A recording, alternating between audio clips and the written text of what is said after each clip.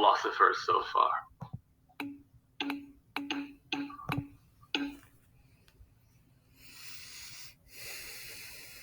I just checked the syllabus. You have to complete. This goes for all of you. If you don't turn in your paper, you will get an F for the course. It has to be on time. I just saw it. I think it's in bold in the syllabus. So turn in your paper or you will get an F for the course. But I think you already knew that. Okay, so we're talking about utilitarianism. Right? Right.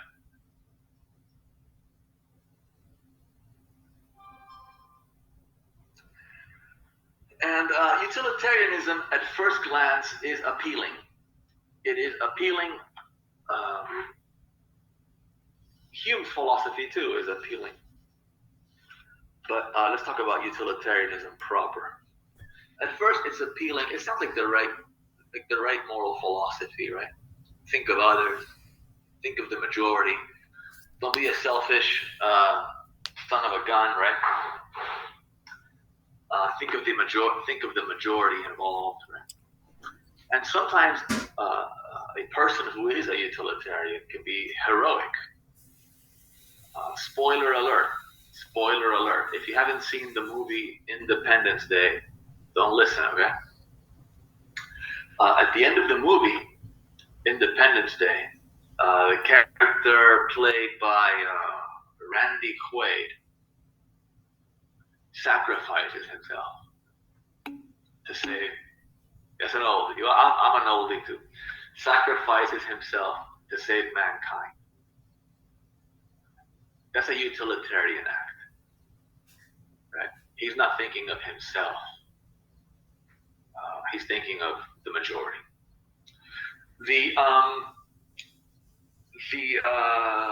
The soldier that lunges forward, flies across the room, lands on the grenade to save the platoon is also a utilitarian. Right? So utilitarianism, which has us do that which is beneficial for the majority, can be heroic sometimes, right? It's almost I think nowadays utilitarianism is the default morality.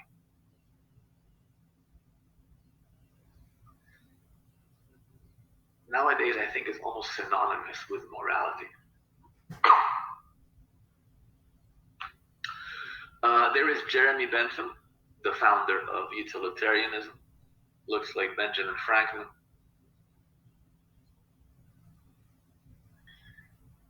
And here's the other famous utilitarian, John Stuart Mill.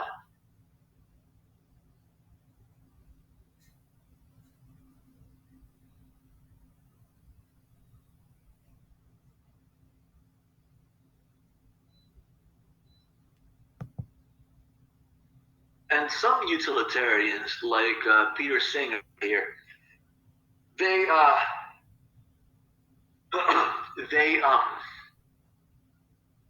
don't just have human beings in mind when they think about the majority. They have non-human animals in mind too.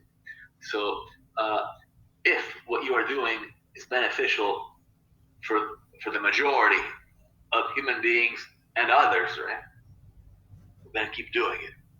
If it's detrimental for the majority of human beings and others, refrain.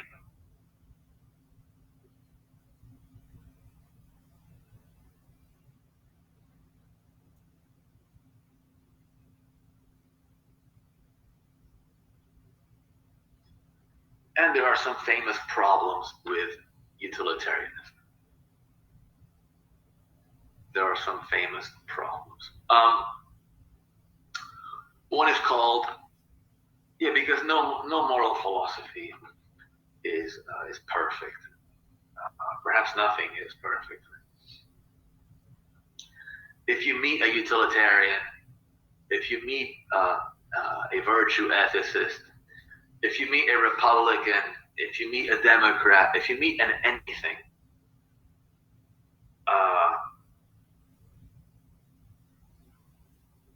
if you meet anyone who supports something, some movement, some philosophy, or what have you, it's never the case that the person says, I support utilitarianism, or I support the Democrat Party, or the Republican Party, and everything's perfect.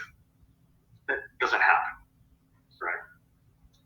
If you meet a utilitarian or a virtue ethicist, or a Democrat or Republican or libertarian or what have you, the person is likely to say, it's the best system there is, right? It's the best moral philosophy there is, or it's the best political party there is. It's not perfect, right? So just as is the case in politics, right? Lots of Biden supporters, lots of Trump supporters aren't, some are, but many of them aren't zealous. They're not really in love with the guy, right?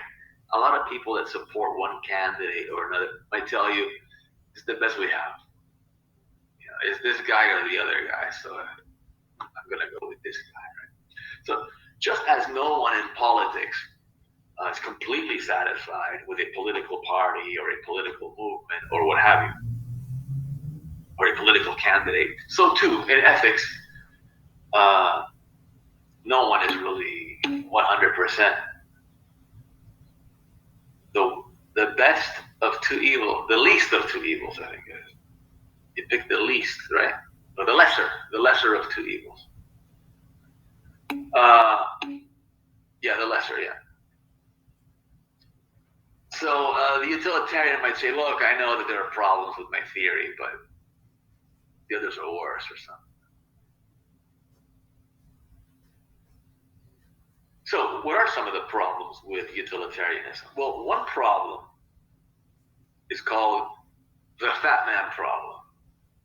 It's famous. It's not about me. If it were, I'm not fat, but I'm bald. So if the problem were about me, it'd be the bald man problem. The fat man, right? What's going on with the fat man? Well, the story goes something like this. You live in some town in which there also happens to be a fat man. Right? So you live in some town, and so does some fat guy. Right? This fat guy weighs, I don't know, 350 pounds or something, and he has no friends, no family, nothing. People know him. Hey, how are you? I'm doing well. He's acquainted with everyone, but no one really wants to hang out with him, right?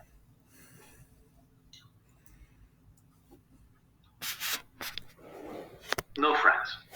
No friends. And one day, you're walking around town, and you're crossing this bridge. You're crossing the bridge there. And as you're getting up, as you're heading up the bridge, you see the fat man. He's eating a cheeseburger, right? And he's on the ledge. He's sitting on the ledge, dangerously, precariously.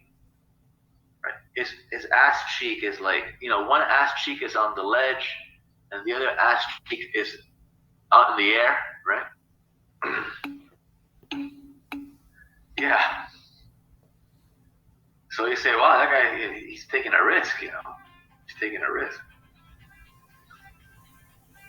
If some strong wind comes, who knows? He might fall over. And he's seated on the ledge, but right above the railroad track. See the railroad track there? Directly above the railroad track. It's a railroad track, not for a train, but for something like a metro mover or like a trolley. It's not a big not a big machine, right? It's just some rinky-dinky, like the Metro Mover. They get stuck all the time over there in Wolfson, near Wolfson campus.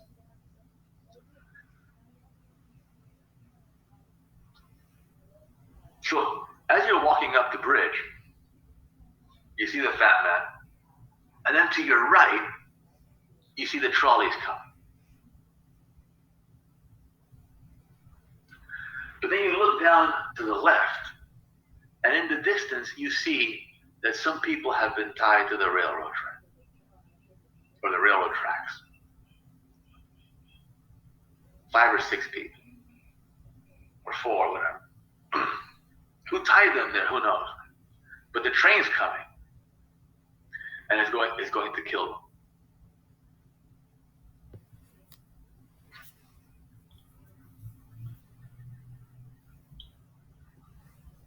You know some of these people.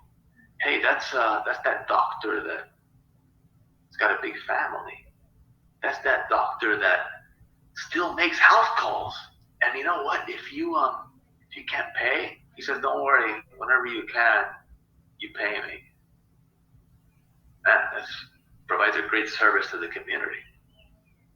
Another one is a really good math teacher. None of the kids like math, but when they take math with her, they all learn math. They become math experts, mathematicians. A famous musician that makes everyone happy is also tied to the tracks. These are people with extensive families that make the community happy. They have kids and grandkids and whatever, and they make the community a better place.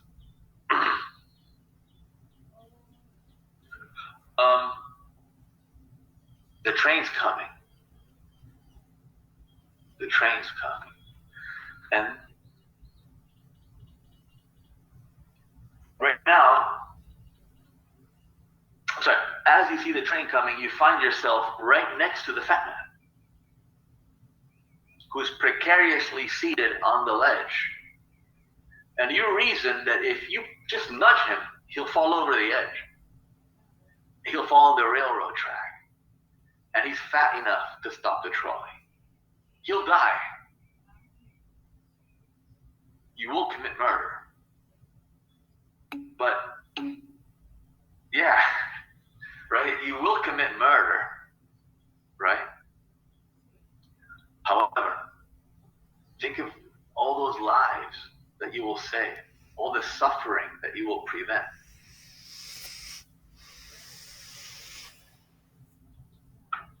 So, what do you think? There's another slide there.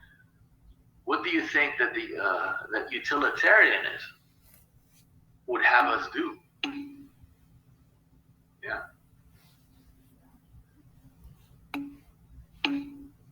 You have to kill the fat guy.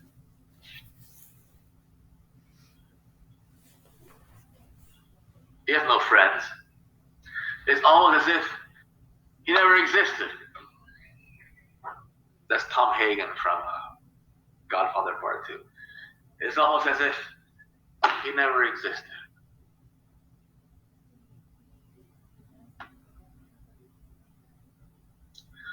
The right thing to do is to commit murder. I love it when I used to teach this and another instructor would walk in halfway through the lecture. They wouldn't know what the hell I was talking about. And I say, the right thing to do is to commit murder. What the hell is he teaching in there? You gotta have fun. You know? The people next door, I say it really loud. Kill the fat man. But all kidding aside, if you adhere to utilitarianism, if you think it's the correct moral philosophy, then not only, then you have to do it. You must do it. If you don't do it, you're immoral.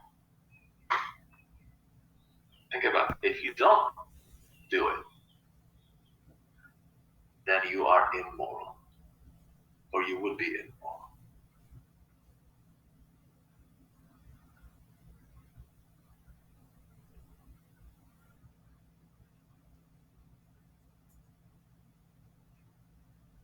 This is why utilitarianism has its critics. One current critic of utilitarianism is the current Pope. I know he's from my country of Argentina. I don't know that much about it. But I do know that he dislikes utilitarianism, criticizes.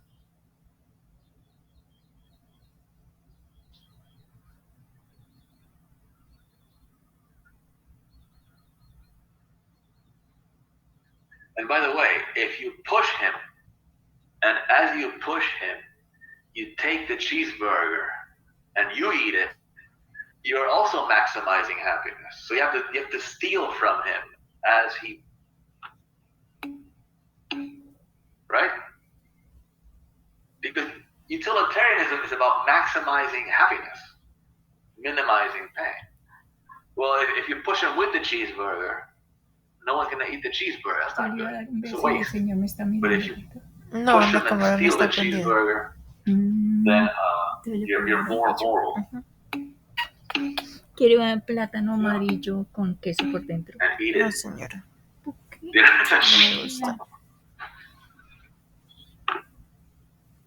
So the problem with cheeseburgers, the problem with utilitarianism is that in some cases it seems that utilitarianism demands that we be murderers. In the case of the fat man, if we are to be moral, then we must commit murder. Must commit murder.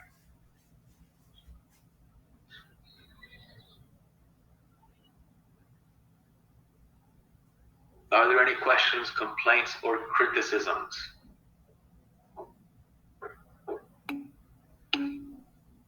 No.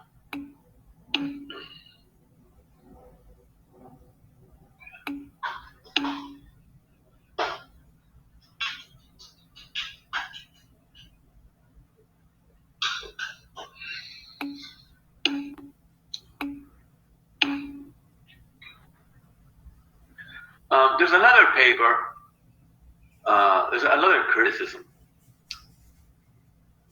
of utilitarianism written by a guy called McCloskey. These are called counterexamples, by the way. Right? The fat man story is a counterexample. It's an example of something against utilitarianism. The counterexample. You should know that word. As an example against some position. Another counterexample is in McCloskey's famous paper, An Examination of Utilitarianism.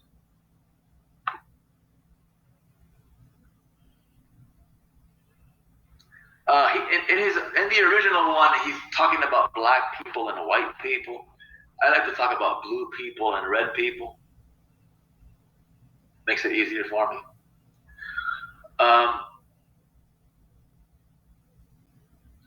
The paper's from the 1970s. In his paper, An Examination of Utilitarianism, H.J. McCloskey asks us to envision a hate-filled city in which race riots are common.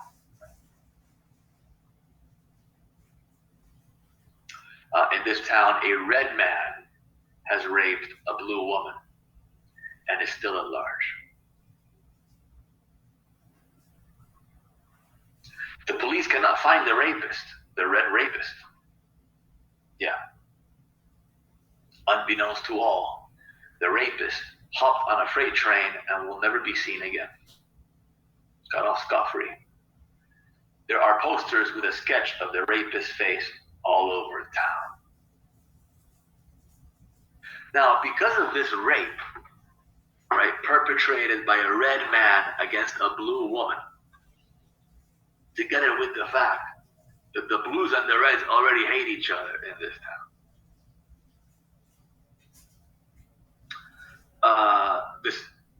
the situation is becoming untenable. At any moment now, there's going to be a race riot.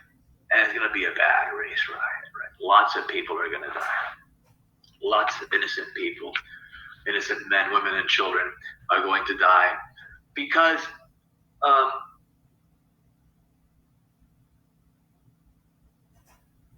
this event of the rape is the straw that broke the camel's back, right? Since they can't find the rapist because he's gone. Since they can't find the rapist, the Blues say, oh, so the police is not going to find the red rapist? Well, we're going to have to take matters into our own hands, right? If the Reds rape one of ours, we're going to do something to one of theirs. Meanwhile, the Reds are stocking up on the ammo. They're getting ready for the race war, right? And the Blues too. What's preventing peace? Okay? What's preventing peace is the fact that they cannot find the rapist. Because if the sheriff comes on TV and says, "Look, you hateful people, right? Look, we got the rapist. There will be justice. Okay? There is law and order here. Everyone simmer down, go home."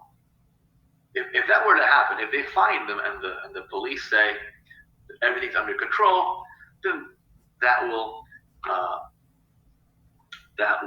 pacify the Blues and the Reds. Everybody go home now. But they can't find them. And the Blues, feeling victimized, are growing angrier by the second. You know, one guy says to the other, the sheriff is probably in cahoots with the Reds. And the rumors start, and you know how it goes. The sheriff in this hate-filled city that's about to explode despairs. I must find this rapist. If I don't, racial tensions will rise. There will be a race riot, and hundreds, if not thousands, of innocent Blues and Reds will be beaten, raped, and murdered. Tough times, right?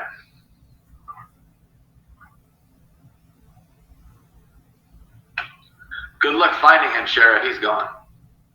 The clock is ticking. So the sheriff is thinking to himself, what do I do? What do I do? What do I do? He's walking by one of the jail cells. And he looks inside the jail cell, looks at inside one of the jail cells, and sees Jimmy the drunk, who's drunk. The town drunk.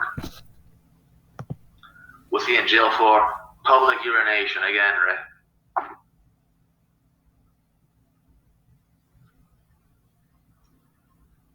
The sheriff looks at Jimmy the drunk, and he notices that Jimmy the drunk is red, of that race. And perhaps the sheriff is red too.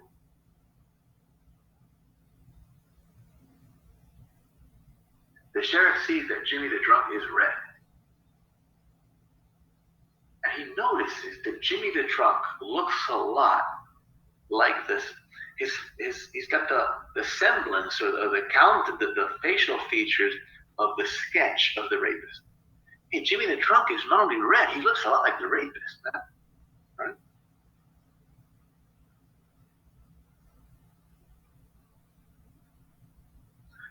If the sheriff is a utilitarian, what do you think he would do?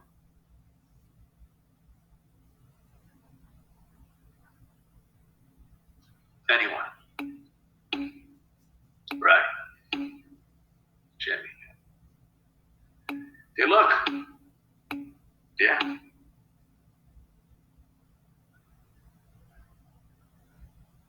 we got Jimmy the drunk, and you know what? He confessed. Right?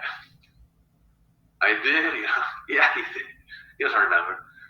He confessed. We got we got you recorded. That's my voice. Yeah, it is. Oh, okay.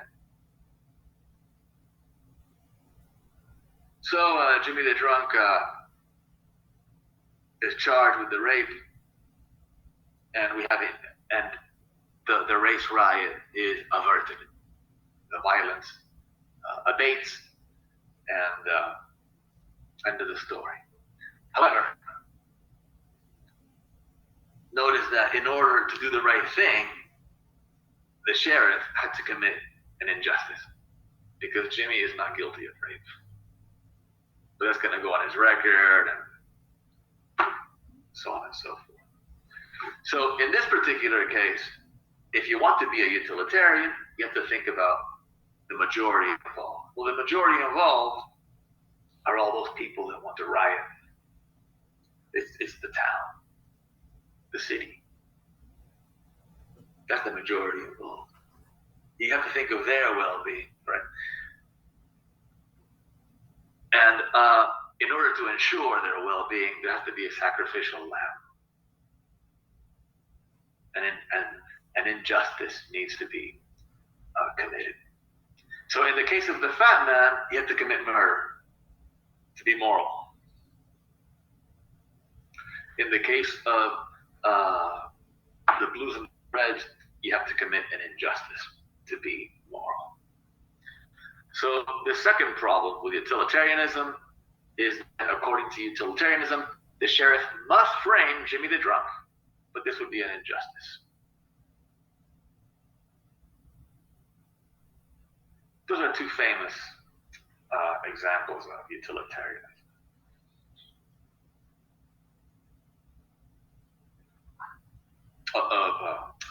Two famous counterexamples to utilitarianism.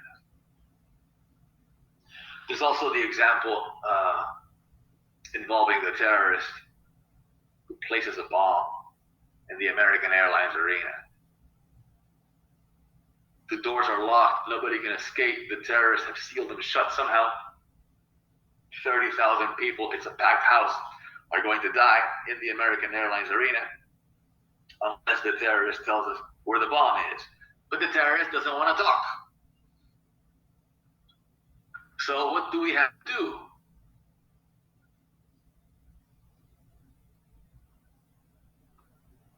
If the terrorist doesn't want to talk, if the terrorist doesn't want to tell us where the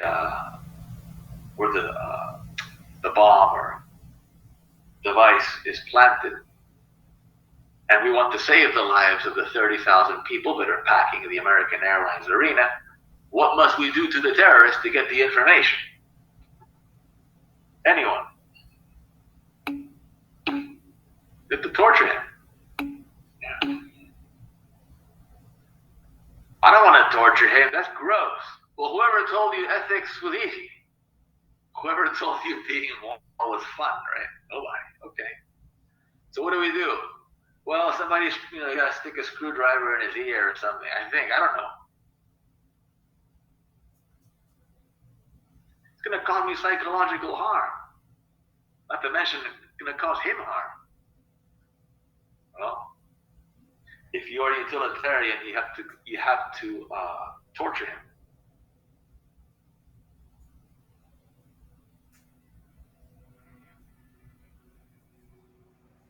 But I don't know how to torture him. We better learn fast. Better learn fast. As a matter of fact, it would be good if people knew how to torture. It would be good. Just in case situations arise, you have an expert on hand, right? Oh shit, another terrorist. Look, we could ask anyone to torture him for the information. They don't know how to do it. They end up killing him too quickly. So we need experts. So we'll have a new major in college, torture. Yeah, I'm majoring in torture. That's terrible. Yeah, I know. It's the right thing to do. What's your major? Torture.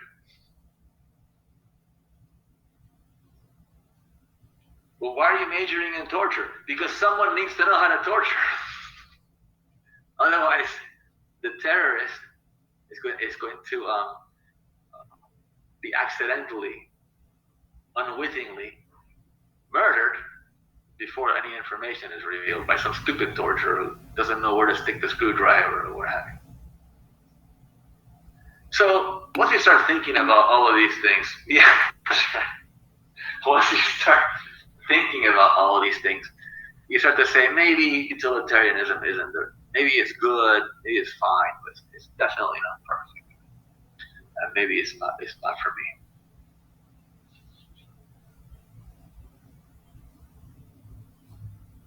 me. It appears that we must fix utilitarianism. And some people have tried to fix utilitarianism, right? They tried to change it, tweak it, so that you don't have the fat man problem, you don't have the Jimmy the drunk problem, you don't have the terrorist, the ticking bomb scenario problem. They tried to tweak it. It doesn't work. I'm not going to get into it right now because I think I've said enough about utilitarianism. If you're interested, the new and improved utilitarianism is called rule utilitarianism. You can read about it in your book. It doesn't work. It's not worth going over, really. Who am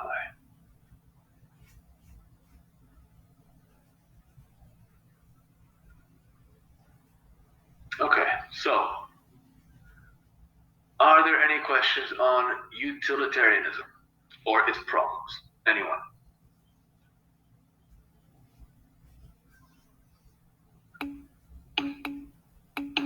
Okay, let me know.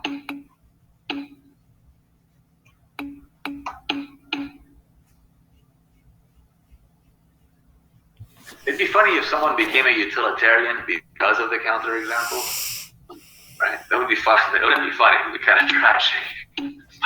Think about it. I'm a utilitarian. Why? Because of you want the general well-being and the majority. You want them to be happy. No, I'm in it for the counterexample. Oh, okay.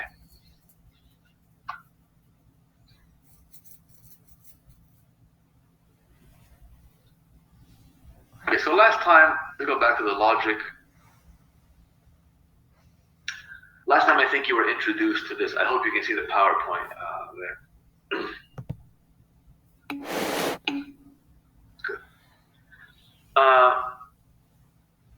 Universal instantiation. Universal instantiation is the name of this argument form. Okay. There's modus ponens, there's modus tollens, there's ampersand in, there's also universal instantiation. It's the last logical form I'll teach you. Notice once again, it only has one premise. Modus ponens has two, modus tollens has two, ampersand in has two. This one has one.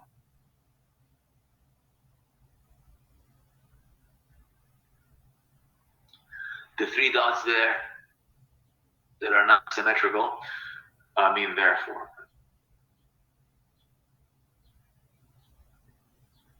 The first line, as I told you last time, the first line, all dogs are mammals, is called a universal quantification. I'll put that in the chat section.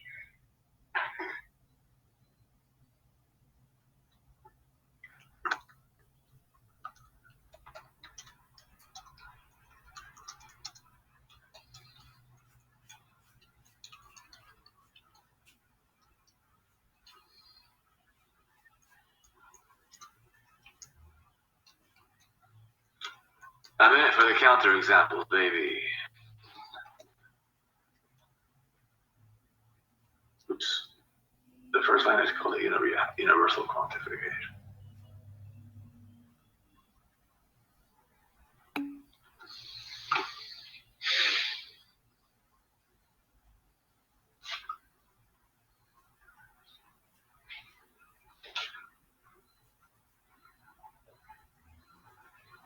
And in logic, it is rewritten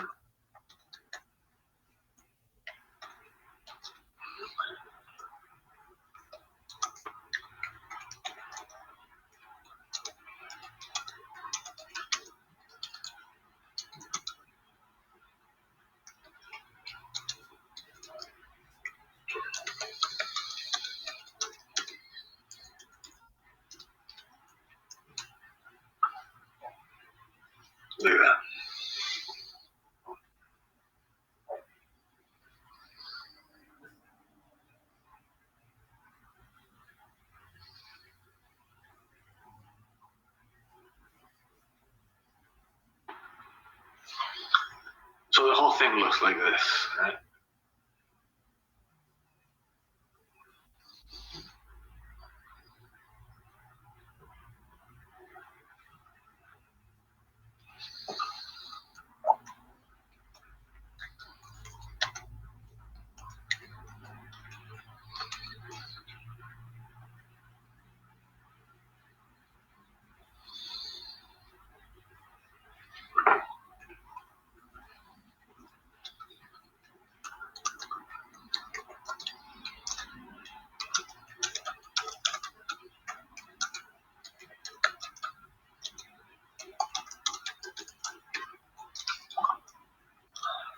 Oops.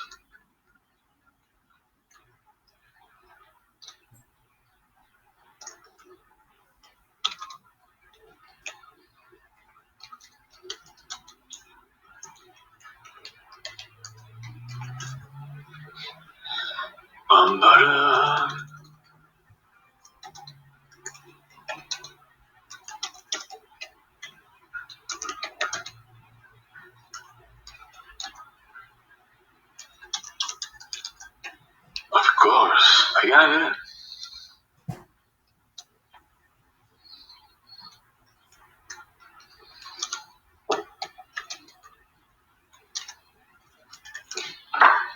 That's what it looks like.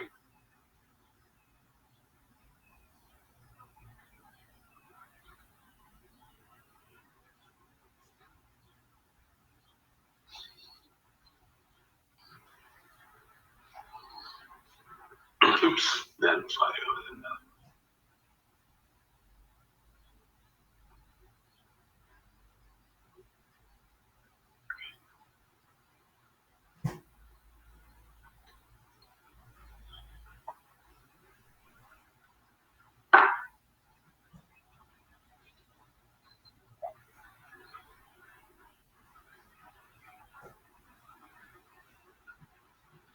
Okay, now I want each and every one of you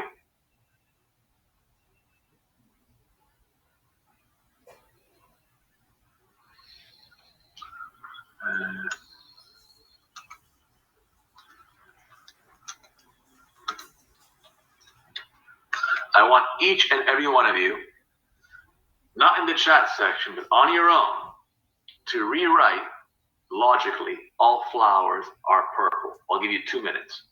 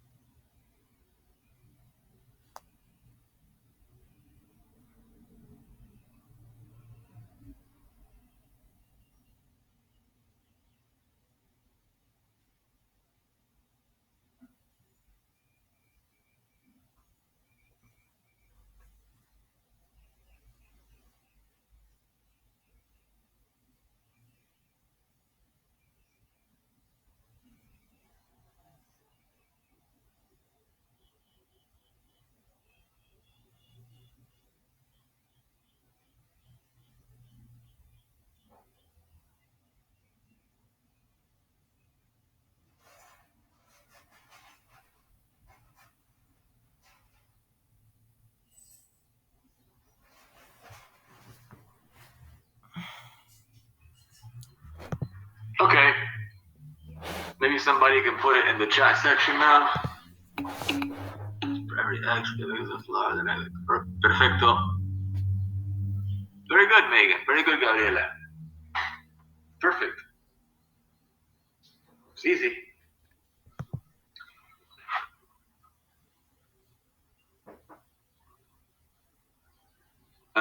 faith in you. What? Or every x. If x is a, that'll be a violet, right? A purple flower will be a violet. For every x, if x is a flower, then x is purple.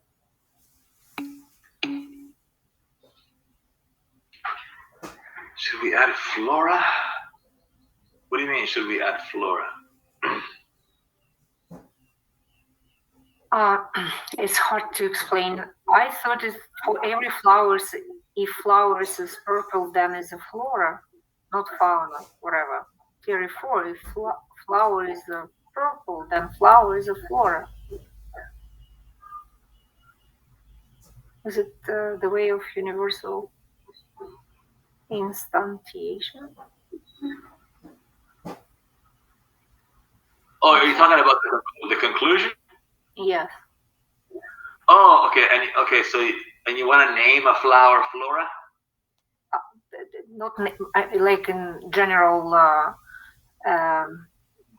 type, like flora and fauna. Right, but the generalization is not going to be a part of the instantiation. The instantiation is an example. Okay. So you're Natalia, right? So yeah, I could put, therefore, if Natalia is a flower, then Natalia is purple. So I go from the general to the specific. Okay, it's simple then. Okay, thank you. You're welcome. So therefore, if Natalia is a flower, then Natalia is purple.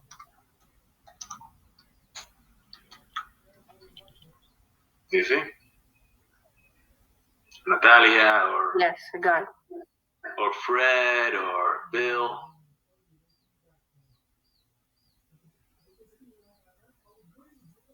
So again, ladies and gentlemen of the jury, you go from something general to something specific. Right? Because line 1 says all flowers are purple, right? Which is false, right? Doesn't matter. Well, you're close, Tanisha. It has to be very good, Tanisha. It has to be a singular item. Therefore, if a tulip is a flower, then a tulip, singular, is purple. In the conclusion, you're always talking about something singular, yeah. Goes from the general to the specific.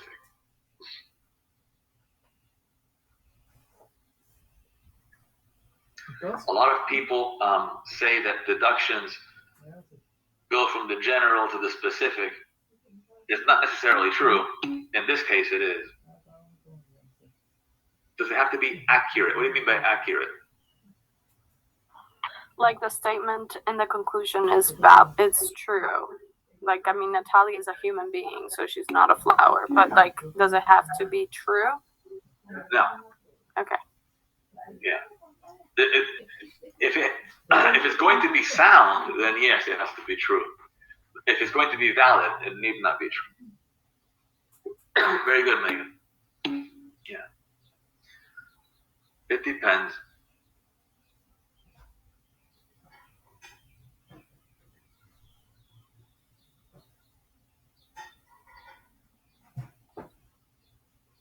This is how you symbolize for every.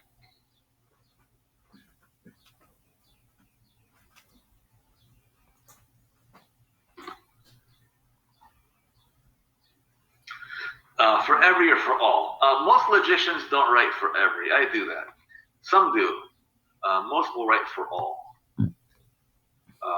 But whether they write for all or for every or what have you, the symbol's the same. It's an upside down A. So if you see an upside down A, it means for every or for all.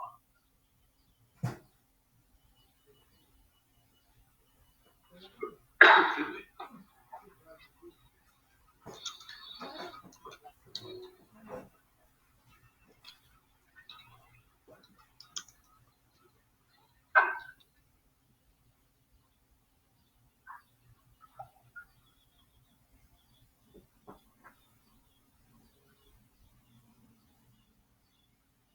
I prefer for every because it's grammatically correct. For every x, if x is singular.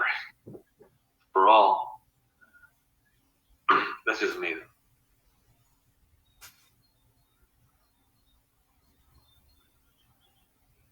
Don't be afraid of the upside down A. It's called a universal quantifier. Don't be afraid of 3 lines, please, okay? What does it mean? What is that? Oh my Lord. Oh my. It just means for every or for all. So if you see this,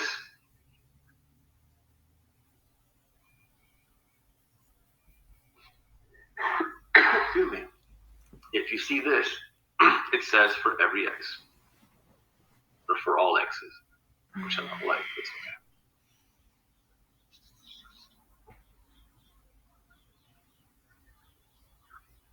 And again, perhaps starting today, we're going to see how all of this, how everything I taught you, is going to apply to abortion. These aren't just games. For every x, yes, Laura.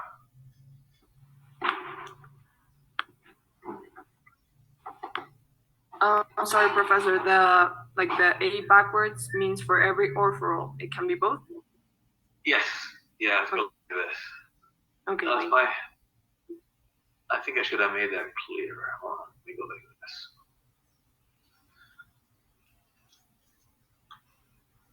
I know what I did wrong. That's what I did wrong, right?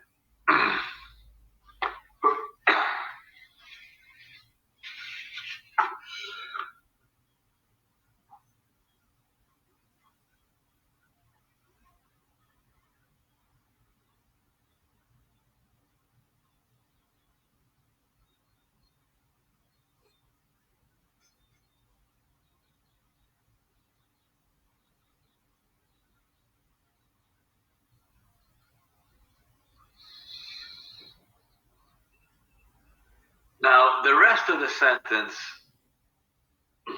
it gets tricky. So we're symbolizing this guy up here.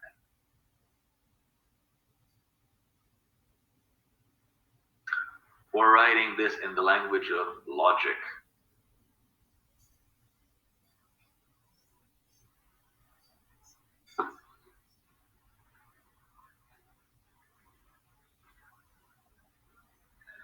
The rest of the sentence is symbolized in a counterintuitive or strange manner.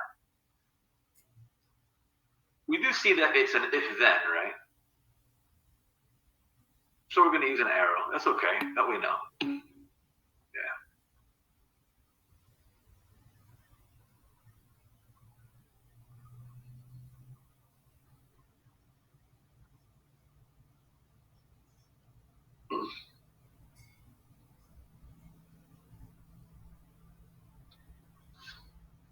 For every x, if x is a flower, is written like this, believe it or not.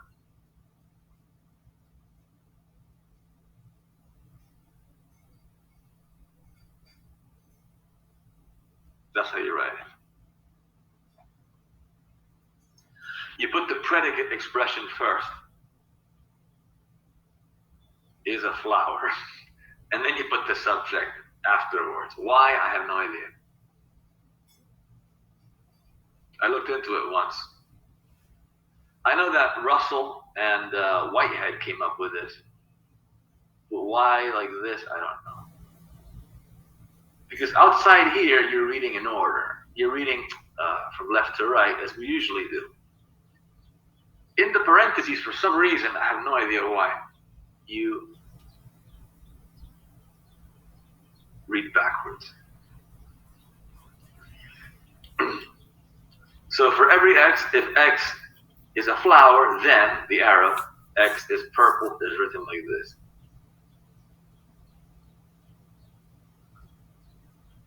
So that is how you symbolize a universal quantification.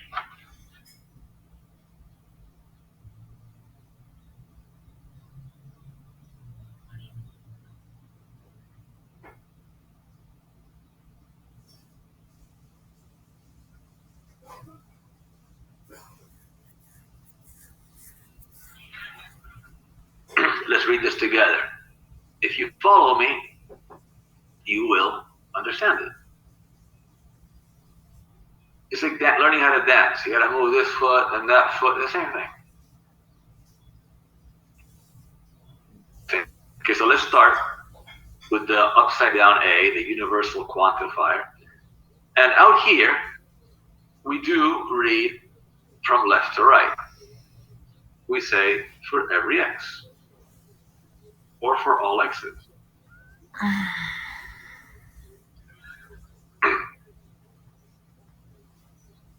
And we continue to read in this way, but not write in this way inside the parentheses. It says, if x is an F, if x is a flower, then, arrow, x is purple. So it's like an Israeli newspaper. You start with the back cover, and you read in the opposite direction.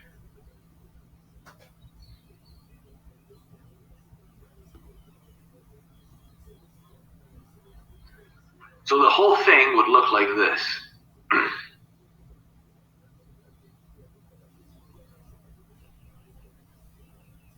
How many of you are going to take a 3.5-hour course in the future?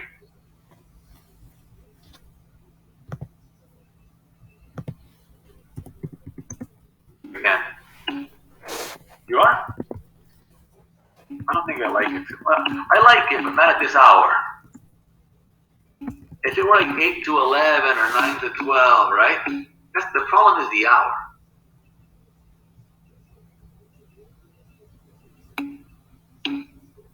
Right, Denise? If it's 8 to 11, it's cake, man. But 11:40, we're starting at 11:40? Yeah, 6 weeks.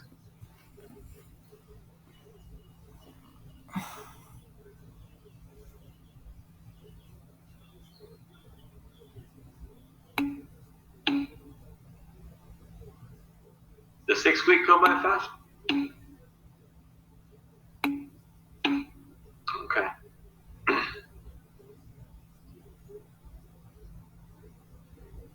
I don't like it. I don't like the hour. I don't like the 11 to...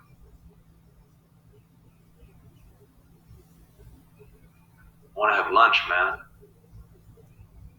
What's wrong with you people? Okay.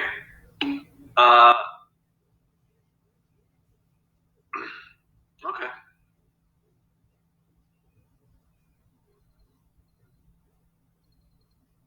So for every x, if x is a flower, then x is purple. Therefore, if Natalia is a flower,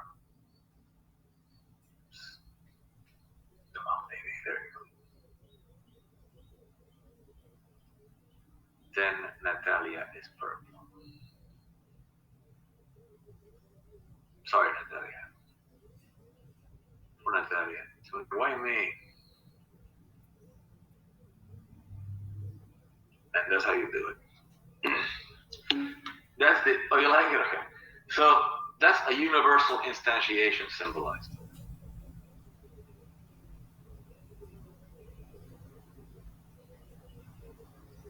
The assumption up here is a universal quantification, and the conclusion is the instantiation.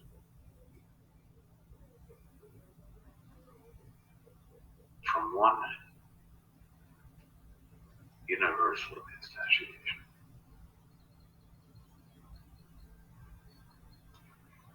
Okay, let's take 15 minutes, and we might get to start talking about abortion, unless you have questions. But let's take 15 minutes for now.